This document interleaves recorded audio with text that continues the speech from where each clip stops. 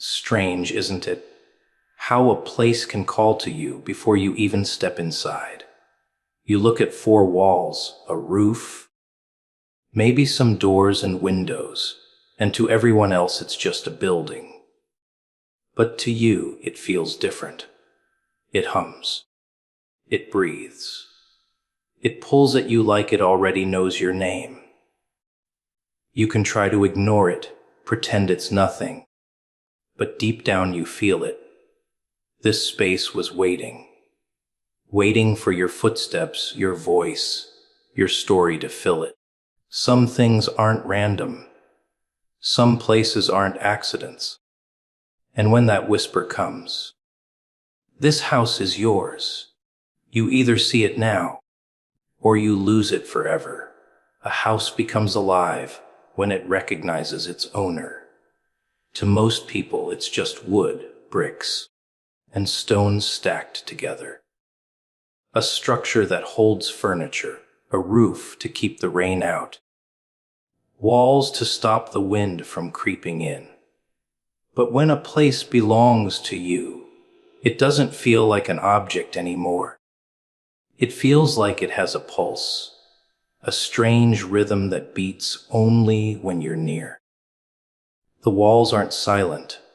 They echo differently when your presence fills them. The air doesn't feel stale. It bends as if it's finally breathing the way it was always meant to. That's not fantasy. That's connection. You walk through 1,000 places in your life, and most of them blur into each other.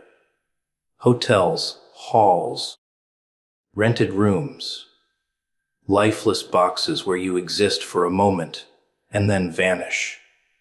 But then there's that one place that stops you. You step in, and something inside you whispers, "This is it." You don't even know why. Maybe the light hits the floor a certain way. Maybe the sound of your footsteps feels too familiar. Maybe it's nothing you can explain, but everything you can feel. That's the moment the house recognizes you, the way a mirror recognizes a face. See, places hold memory even before you write yours into them. They wait. They sit quietly, collecting silence, storing up a kind of emptiness that can only be filled by the right person. When that person arrives, the energy shifts. It's almost eerie, like the house exhales after holding its breath too long. People call it intuition or imagination, but it's real. A space that was once cold suddenly feels warm, alive, almost protective. Because ownership isn't just a contract, it's an exchange. The place offers itself to you, and you, in turn, give it meaning. Think about it. A house without its owner is hollow.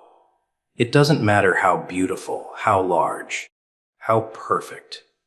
It feels incomplete, unfinished, like a stage with no actors. But the second you walk in, something aligns. It's not just about filling space with furniture or paint. It's about filling it with presence, with weight, with the sense that the walls finally have a story to hold. A true house doesn't live until the one meant for it steps inside. That's when the heartbeat begins. Most people don't realize this, so they wander from place to place, treating homes like boxes they can trade whenever they feel restless. And that's why nothing ever feels permanent. They never stay long enough to let the house wake up. They never connect enough to make the walls whisper back. But when it's truly yours, the bond is undeniable. Even if it's bare, even if it's broken, even if it's smaller than what you thought you wanted. It feels alive. Because it doesn't just shelter you, it claims you. It's not about luxury. It's not about status. It's about alignment. The house you're meant to have carries your imprint before you ever touch it. That's why some places feel wrong, no matter how much you decorate them, while others feel right the moment you step across the threshold. The house already knows. It's been waiting. And once you recognize it, the bond becomes permanent. It doesn't matter if others walk in, they won't feel what you feel. To them, it's just walls. To you, it's alive. That's why people talk about home as if it breathes, because it does. Not in the way a body does, but in the way energy does. It holds laughter, arguments, whispers, dreams. It absorbs the life you pour into it and reflects it back. And when it's truly yours, it doesn't just hold your life. It amplifies it. It gives back more than you put in. That's the difference between a building and a home. One is dead space. The other is alive with recognition. A house becomes alive when it recognizes its owner. Because ownership is more than possession. It's belonging. The house belongs to you, but in some unexplainable way, you also belong to it. And when that bond is sealed, the house stops being a place you live in and becomes a part of who you are. Destiny leaves signs. You either see them or miss them. The world isn't as random as people like to believe. You think everything is just coincidence, accidents bumping into each other, luck tossing you around like dice in someone else's game. But deep down, you felt it. Certain things don't happen by chance. A word arrives at the exact moment you need it. A door opens when you were about to collapse from knocking. A stranger's face looks at you like they've known you for lifetimes. These aren't accidents. These are markers. Road signs left along the path to remind you that you're not wandering aimlessly. But here's the problems. Most people don't notice. They're too distracted, too busy staring at the noise to see what's hidden in the silence. Destiny doesn't scream, it whispers. It doesn't shove itself into your chest. It slides in like a shadow. If you're not paying attention, you'll step over it like trash on the street. And later, you'll wonder why nothing ever changes, why the world feels empty, why doors never open. The signs were there. You just ignored them. The truth is, signs aren't always glamorous. They don't come wrapped in gold, glowing under spotlights. Sometimes they show up in the form of discomfort, failure, rejection. That job you lost. That door that slammed. That person who walked away. Maybe that wasn't destruction. Maybe it was direction. But if you only see it as loss, you miss the signal. The path doesn't reveal itself in neon lights. It shows itself through cracks, through interruptions, through the things that jolt you awake. Every time something breaks, it's a clue. But people love to stay asleep, don't they? They complain about the noise instead of hearing the message inside it. When you do start noticing, everything changes. You see patterns where before you only saw chaos.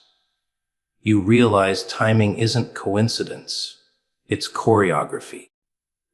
The person you met wasn't random, they were placed.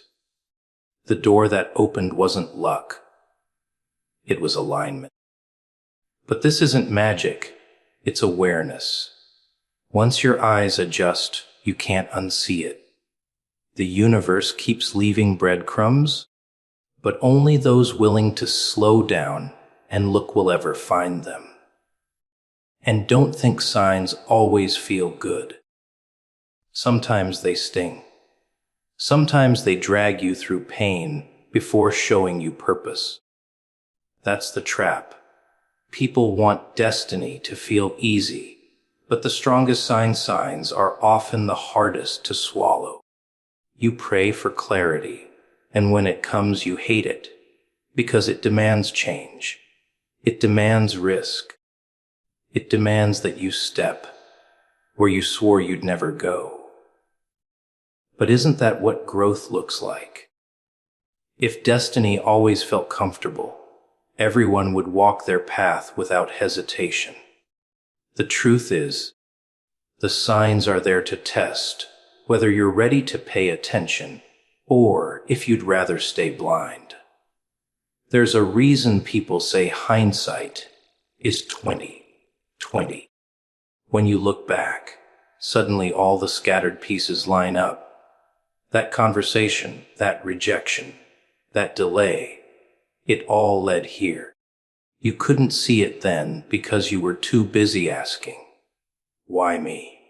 instead of asking, "What for?" The signs didn't disappear. You just didn't read them. And now, with distance, you finally understand. That's how destiny works. It doesn't spell it out for you in advance. It gives you hints, small pushes, sharp nudges. If you choose to ignore them, you wander in circles. If you choose to follow, the road clears.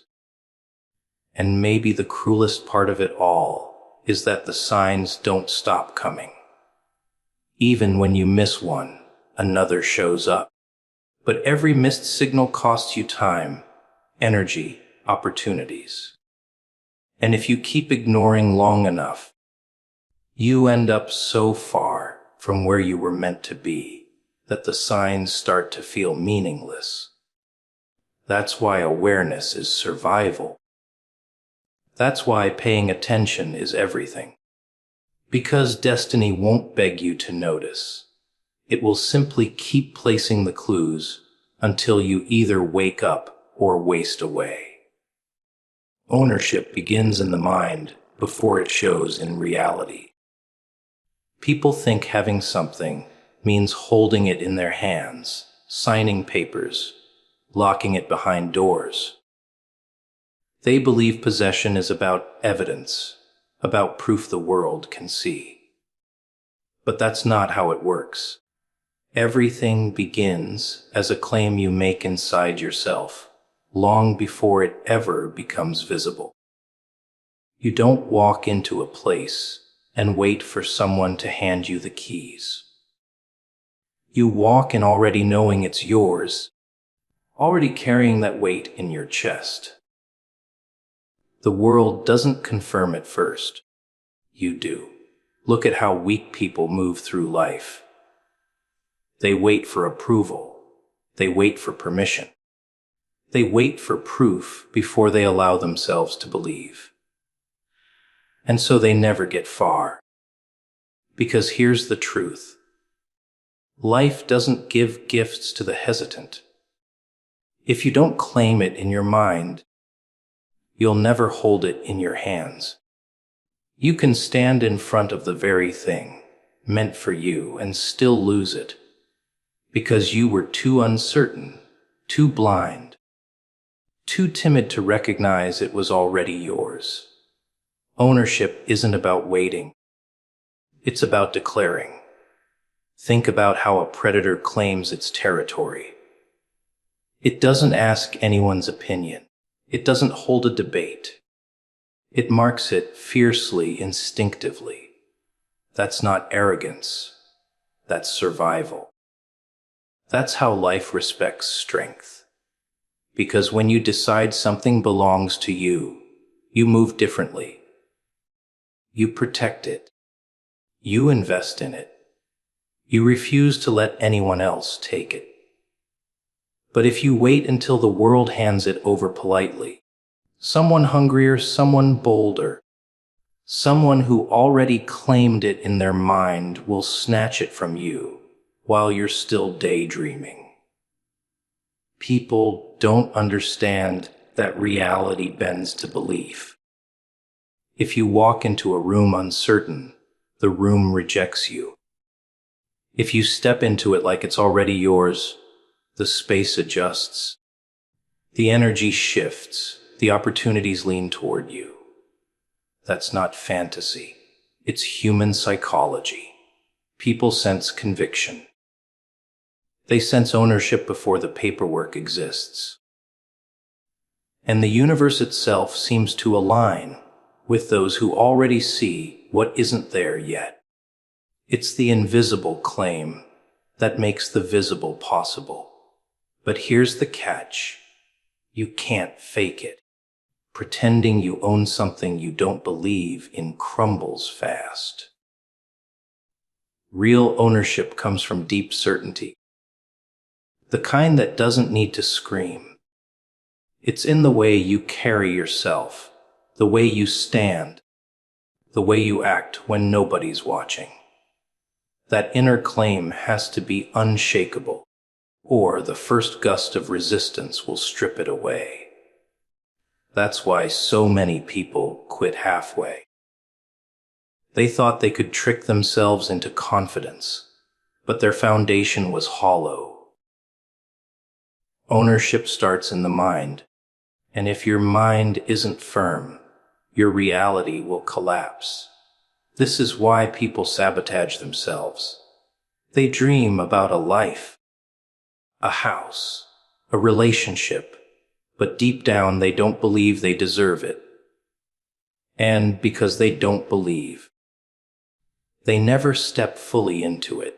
Even if the door opens, they hesitate at the threshold. Even if the chance is handed to them, they let it slip through their fingers. Not because it wasn't meant for them, but because they never claimed it inside first. The mind rejected what the world was ready to give. When you claim ownership mentally, everything else follows.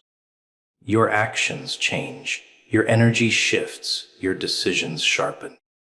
You stop asking, "What if it's not for me?" and start asking, "How do I build what's already mine?" That shift is brutal. It takes you out of the victim's seat and puts you in the driver's seat. It strips away excuses. Because once you've owned it in your mind, you no longer wait. You act like someone who's protecting what already belongs to them. The cruel irony is that the world mirrors what you believe. If you move as if you're undeserving, the world treats you that way. If you move as if you're already an owner, the world slowly conforms. It might resist at first, it might push back, but it bends eventually. Ownership is contagious. People start to see what you see. Doors begin to open. The life you imagined starts to solidify because you never treated it as imagination.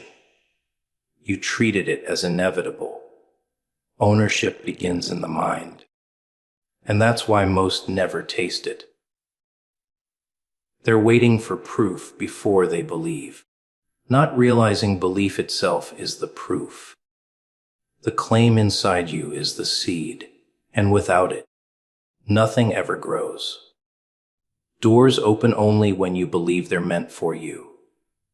People walk past opportunities every single day, staring at them like strangers, whispering to themselves that those doors belong to someone else.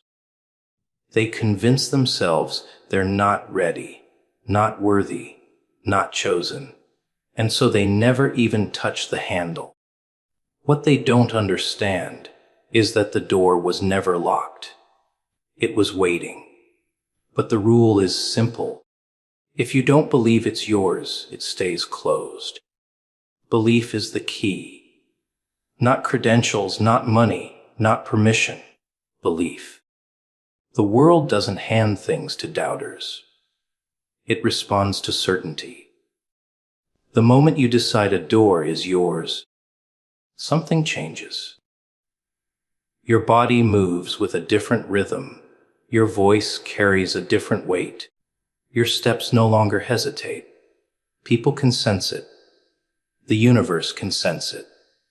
The door itself, as strange as it sounds, seems to sense it. Because doors are symbolic. They don't swing open for those who beg. They swing open for those who claim. Think about it. You've seen people with less talent, less strength, less ability rise higher than others who were clearly more qualified. Why? Because they believed. They walked toward doors like they belonged inside. They didn't waste time asking if they were good enough. They acted like the question had already been answered. That's the difference. Not skill, not luck, belief. And belief makes doors respond. Of course, most people don't even try. They see a door and immediately disqualify themselves. They say it's too big, too heavy, too far out of reach. They build stories in their heads about rejection before they even take a step. And in doing so, they fulfill their own prophecy. The door doesn't open.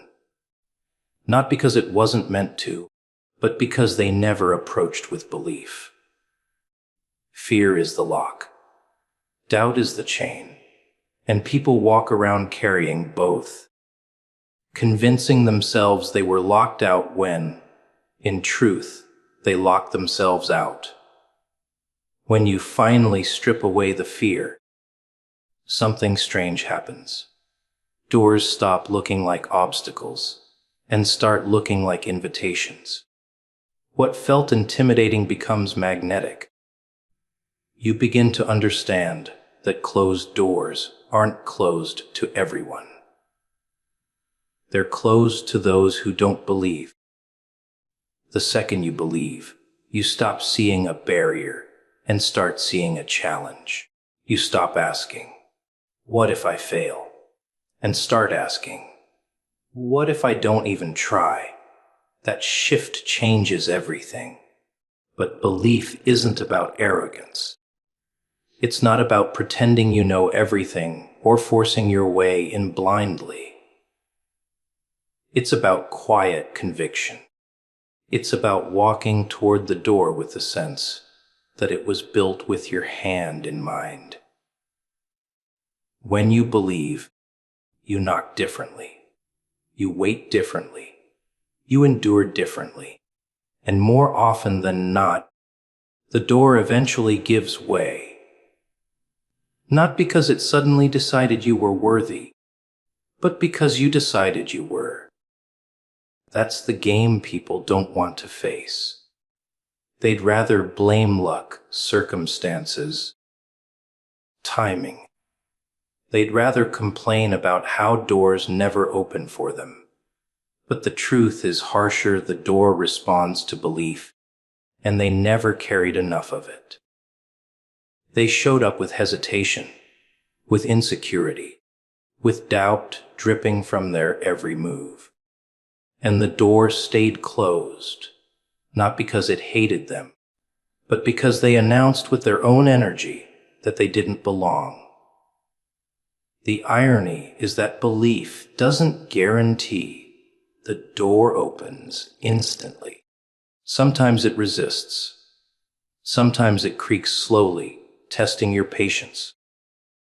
Sometimes it forces you to knock again and again until your knuckles bleed. But if you truly believe it's yours, you keep pressing, you keep pushing, you keep knocking, and eventually it moves. That's the proof. Not that it was impossible, but that it was always waiting for someone who refused to doubt. Doors open only when you believe they're meant for you, because belief is the invitation, the password, the spark. Without it, you'll wander hallways full of closed doors and die wondering why none of them opened. With it, you'll find that doors you thought were impossible were never locked at all.